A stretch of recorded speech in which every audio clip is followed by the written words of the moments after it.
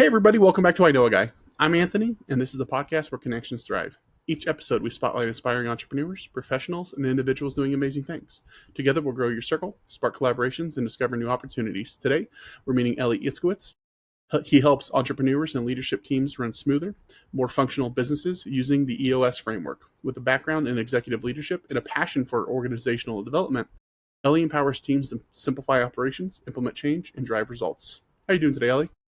I'm doing great. How are you, Anthony? I'm doing pretty good. Excited to start the week. It was a fun weekend, but ready to get back at it. You're doing some cool things. I was excited to have you on. There's some people out there that need to get to know you a little bit. But to start off, where are you located? Where are you calling in from? Yeah, sure. So first, thank you again. Thanks for having me here, Anthony. I appreciate it. I'm actually in Ocean County, New Jersey. So that's like fairly central part of New Jersey. Okay. Are you originally from the area? Or are you newer to it? No, I'm not originally from here. Born and raised in Brooklyn, New York. We moved out here around 6 years ago, give or take, and it's been great. Different type of environment, but really, really amazing. Thank God. Okay. Well, you've been there long enough to have your own haunts. But if you have Yeah. friends coming in the town that have never visited before, where are you going? What are you doing? And what's for dinner? Well, that's a good question. So, where I'm going, I would say one of my favorite places in the area that I like to take people is a place called Brick Reservoir. It's open almost every day of the week. Beautiful. For people that like to run, they have like a 1.5 mile loop. So, some people run around it several times. I do that occasionally. It's beautiful, super relaxing. You can see people just sitting on the bench and work, doing work in the beautiful area. Dinner, I would have to say, really depends on who the guest is. If they would rather go for a quick pizza or they would want to do a steak dinner. But there's a lot of food establishments, a lot. Awesome. Yeah. Well, that all sounds great. Never been there myself, but I'll have to check it out sometime. But If you come, we'll take good care of you. yeah, sounds good. But what can you tell us about what you do? Yeah, so as you mentioned briefly in the intro, I work with leadership teams. I work with entrepreneurial leadership teams, so to say. These are business owners and business leaders that are in a company, in an organization that they're trying to grow and they want to really go places. They have their eyes set on something really big. Not every business owner is like that. Some business owners are just really like the way things are right now. They want to keep it that way. And I think it's great. There really isn't anything wrong with that. Some people just like to grow and therefore when you try to grow, when you try to do a lot of things, maybe a lot very fast or not strategically, sometimes you can stumble along the way or you grow to a certain level and suddenly you feel stuck. Kind of like you're hitting a ceiling. Like, I'm stuck. Why can't I continue growing? Or what is going on?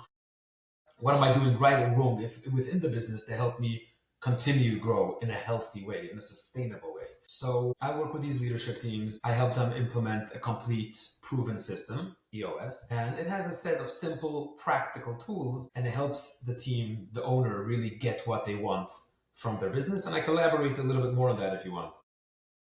Yeah, well, to start off with, how'd you get started? Is this something that you've always wanted to do, or was it a happy accident? So that's interesting. I think it was something I always wanted to do, like for a very long time. I mean, I can't say I wanted to be an EOS implementer because I didn't know what an EOS implementer is at that time. But this type of work is something that I was always very attracted to. And it was just, I always felt like I like to have conversations with people, maybe bring clarity to them. I don't know, even know where that came from, even at an extremely young age. There were times where I would just discuss things with people. People would call me or we would just meet up and have conversations about things or whatever it was. We just had a conversation and we were able to come out with some real clarity. And I remember years ago, I was thinking before I became an implementer, becoming a consultant or something, but it never really spoke to me of coming into somebody else's business and kind of telling him, do this, do that, don't do this, do that. It didn't feel like the right thing, or maybe I didn't feel qualified, maybe. And then at some point along the way, a friend of mine introduced me to EOS. And the way EOS is a little different, like in the world of coaching and consultancy, it's not so much me telling my clients what to do. Let's say if they have a manufacturing company, they know how to manufacture, they know what to do, they have the people, they have the process, they have their way of manufacturing whatever it is they're doing. But organizationally is where I'm helping them, and I'm helping them kind of implement these tools and concepts within the company. So when it comes to roles and responsibilities, when it comes to aligning with a vision, so now they take what they know and now they have a framework to really execute on it. And that together, that really helps them a lot and helps them gain clarity and kind of gain the traction that they want to grow the business to the next level. Absolutely. What is it that you love most about what you're doing now? Yeah, so what it is that I love most, I would say It's probably to watch teams. The word is not the world. The word that I'm looking for is not evolve, maybe transform. Watch teams transform, and you can see teams really great individuals, great people. Maybe they're not operating the best as a cohesive team, as a team that really works well together. And as we're working together, so usually my clients are a leadership team. So I like to say there's somewhere between 3 and 7 individuals that are at the helm of everything going on in the organization, and just watching them grow together as they move along. Let's say it's a couple of months in, a year in to us working together, and you're really seeing the team dynamic. It's like a different world. People, leaders themselves are transforming and becoming real leaders with more confidence, with more understanding what it really means to be a good leader and a good manager. And then ultimately together, sitting different people in the room because you're having different voices in the room, right? So you're having a head of sales and marketing, operations, the owner, different voices, finance, etc., to really work well together. I think that's something that just it's extremely, it gives me joy to watch that happen. Yeah, absolutely. I bet that's really rewarding. When you're looking at like your average client, what does that look like? What are some of the pain points that somebody might be going through that if they're dealing with X, Y, or Z, you're the person they should be talking to? Yeah, great question. I love that question. So I would say number one, sometimes there's that feeling of just being stuck. I like to call it hitting the ceiling. It means, let's say you started out a business, you were growing, year one, you were doing well, year two, grow a little more, year four, five, six, and suddenly it's been stagnating. And you're not one of these people that like when it's stagnated. You're one of these business owners that are like, no, no, no, no, no, we need to grow. What is happening? We feel like we hit a ceiling, and it's kind of, I don't know how I'm breaking through the ceiling to continue growing. You probably tried a thing or two, and it did work for a few days, or it didn't work. Nothing's working. It's just not working the way you want it to work. And that's kind of a very typical feedback that I hear from my clients before we start working together, where the growth has stopped for whichever reason that might have happened. Another thing I would say is also very, very common is, let's say a person opened a business. 10 years ago, he decided, enough of me working for somebody else. I need freedom. I can't be working my whole life as an employee for someone. I'm opening my own business. 10 years later, they're actually making money. The company is doing fairly well, but freedom is nowhere to be found. They're busy in the business every single day. 5:30, 6 o'clock, the office is empty, and they're the only ones there. They're missing their kids' sports games. They're missing family events that are happening. And like, this is not what I signed up for. Where's the freedom that I really came to look for? And that's also something that I get a lot in the beginning when I start working with different clients. It also stems from a different frustration that people are feeling, is where I'm hiring more people. I'm already hiring. I remind me of a story now. I spoke to someone like 2 months ago. He was a lawyer, and he's like, Ellie, you know what? This is something that's going on. I'm like, how could I help? He's like, I just hired my 27th employee. And in my mind, I knew as I'm going to hire more people, more things are going to fall off my plate. I'm going to have more time to be on the business, focus on strategically on my business, the organization that I'm building. B, I also have a little more time for myself, my family, whatever I want to do in my time. It's like I'm up to number 27 now, and I just feel like I'm getting dragged deeper in with every employee I'm hiring. What's going on? And he even threw into me. He's like, in school, in college, when I learned how to become a lawyer, they taught me how to become a good lawyer. That's really what I am. Nobody ever taught me how to run the business in the most effective and efficient way. And that turned end up we worked together and figuring out a lot of different things that change, etc., and how to implement different tools and concepts to really help him get what he wants from his business and kind of structure it in that way. Absolutely. What about power partners? Who do you synergize really well with as far as other professionals that you're both able to help similar clients in different ways or that you can collaborate well? Yeah, so that's a good question. I really like to collaborate with a lot of people that have a similar target market than I do. For the main reason, because sometimes my clients can ask me, "Oh, well, we got stuck in this area, and we might need somebody to help us with this. Do you by chance know someone? Do you know a guy?" So sometimes I do, sometimes I don't. To me, it's good to know people that are in the same world or servicing the same type of people, because they can be very beneficial. If somebody has a need, you can make an introduction. Say, hey, here's a guy, Anthony. He does X, Y, or Z. Have a conversation with him. Here's an email introduction. See where it goes. See if that's actually the person that can help you with. I would say a couple of things that probably stand out are accountants, something that is very aligned. These are people that have a very good interest in their client and in their clients rather, and they want their clients to succeed. And sometimes they can see things just by having that good relationship with a business owner, different pain points that he might be having, and say, ooh, that might be a good thing for you to speak to Eli and have a conversation with him, see if he can help you with that, etc. Something along these lines.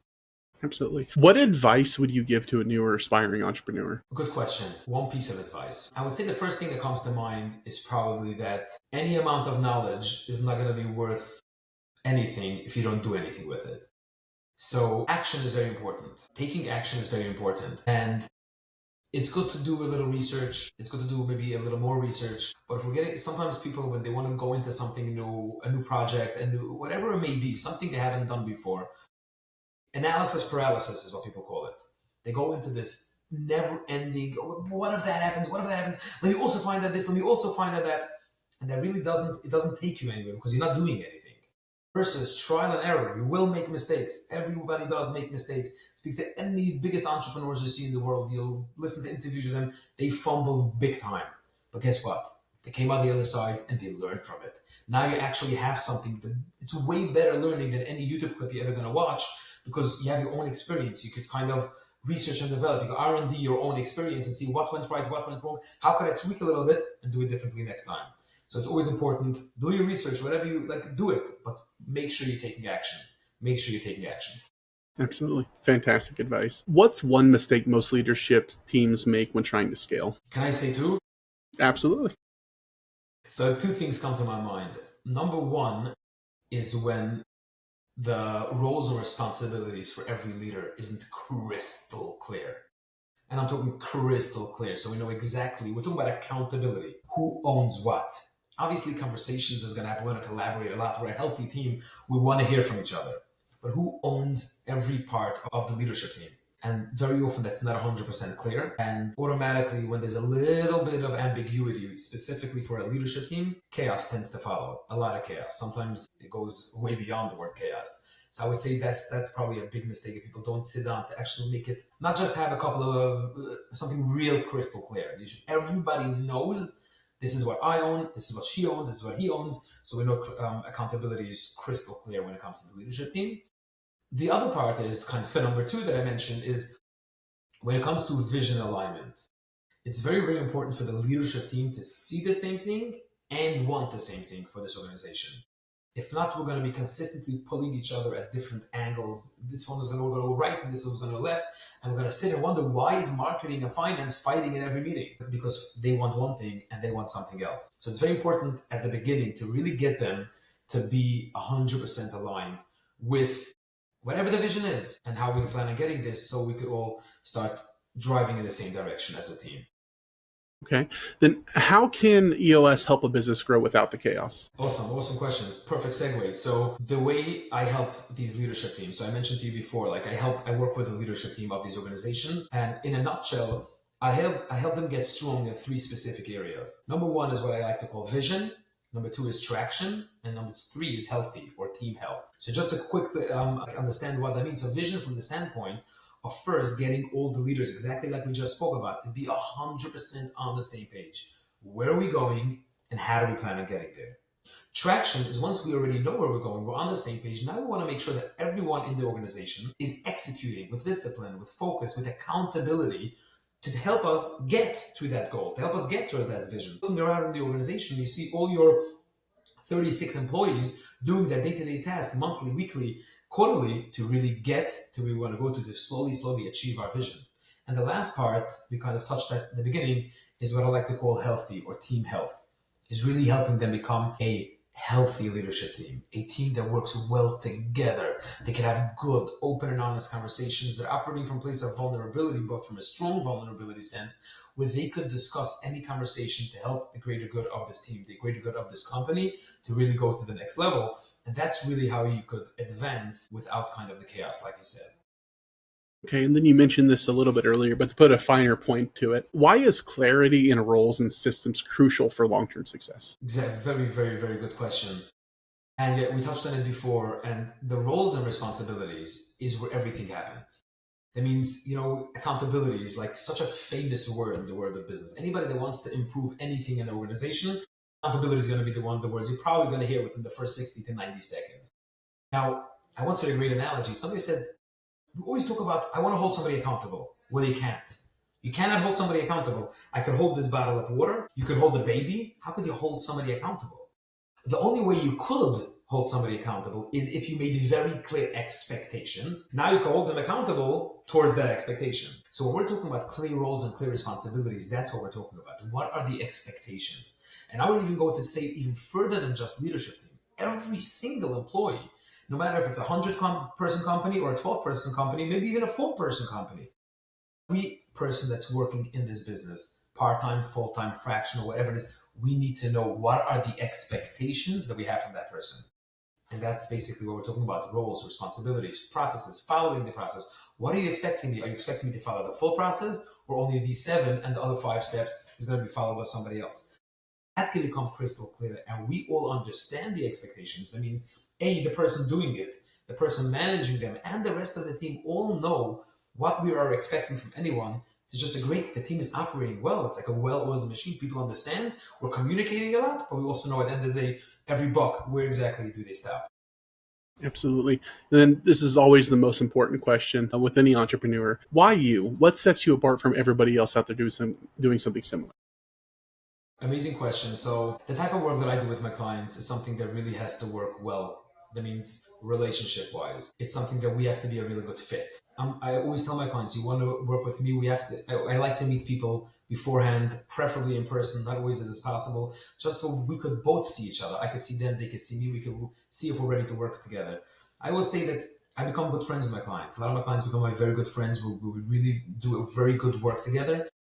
I would say 2 things I feel like that I do well, that I like to really give to my clients is A, from the standpoint of really caring about them. I care about them. I want to really help them. I want to tune into everything that's going on by them to help them go to the next level, solve that issue, create that process, whatever it is that they're working on. And at the same time, also challenge them directly like that. If there's something going on, there's no beating around. One of my core values is no beating around the bush. I don't like beating around the bush. If there's something there, we're going to say it, we're going to knock it right through, and we're going to figure it out together. We're not going to get scared. We're going to be open, honest, vulnerable, and really take it to the next level. We're going to have good conversations, not always comfortable. I once heard a great saying. It says, you can never grow your business to the next level at the same state of comfortability you had in the first one. So yeah, sometimes growth requires a little bit of uncomfortability, and that's normal. It's okay to know that, and really take it to the next level, having good, real conversations. Absolutely. I know with everything that you do, there's a big wide world, all the rabbit holes that we could go down. But in general, is there anything that I missed or failed to ask that you wanted to add? Ooh, that's a good question. I'm trying to think if there's something that you've missed. You actually has very good questions. I loved your questions, so I appreciate that, Anthony. I don't think you missed anything. The only thing I would say is that entrepreneurship is sometimes very difficult, and specifically for the owner, for the leader, for the founder. They sometimes feel very lonely. They feel like, oh gosh, I'm probably the only one that has that issue.